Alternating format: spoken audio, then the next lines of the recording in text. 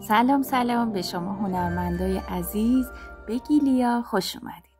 وقتی توی ابزار فروشی دنبال کلیر مات میگشتم، مغازه‌دار به من هیدرومات رو پیشنهاد داد.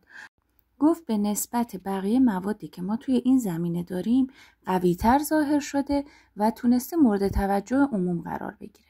برای همین من یه تیکه یونولیت برداشتم، روش خمیر پاپیه-ماشه زدم. وقتی خشک شد، رنگ‌های فیروزه‌ای، مشکی، زرد و شاین مسی رو روش امتحان کردم و گذاشتم تا خشک بشه تا بتونم تأثیر هیدرومات رو روی تون‌های مختلف رنگی بسنجم.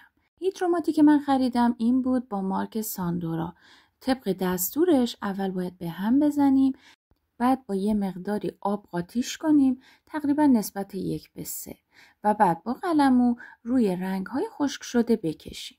چیزی که توجه من رو جلب می‌کرد رد قلمو روی رنگ‌ها بود که هر جوری من قلمو می‌زدم ردش میموند و نمیتونستم این رد قلمو رو محو کنم.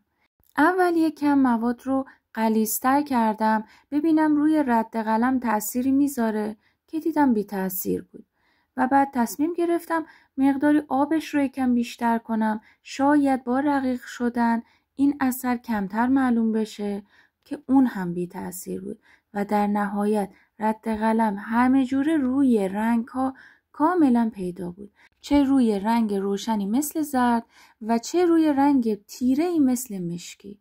نگاه کنید خطوط رو. بالاخره گذاشتمش کنار تا بمونه و خشک بشه و نتیجه رو بعد از خشک شدن ببینم. بعد از 1 ربع این شکلی شد و بعد از چند ساعت این شکلی. تمام اون رد قلم هایی که سفید بودن بعد از خشک شدن به رنگ آبی متمایل شدن. برای مطمئن تر شدن تصمیم گرفتم این هیدرومات رو روی دیوارکوب مشکی که داشتم هم امتحان کنم. وقتی که خشک شد کارم کاملا مات شده بود و از درخشندگی کار کم شده بود و یه حالت کهنگی ایجاد کرده بود که شاید برای همه کارها مناسب نباشه. پس ختم کلام این که اولا اگر تو کارتون از رنگ‌های براق استفاده کردید از هیدرومات استفاده نکنید. دوما هیدرومات حتما از خودش لکه‌های سفید یا سفید متمایل به آبی به جا میذاره. پس اگر میخواید که کارتون حالت کهنگی داشته باشه استفاده ازش رو بهتون پیشنهاد میکنم. بماند که برای ضد آب کردن هم خیلی خوب عمل میکنه. اگه نکاتی که گفتم رو دوست داشتید لایک و سابسکرایب فراموشتون نشه.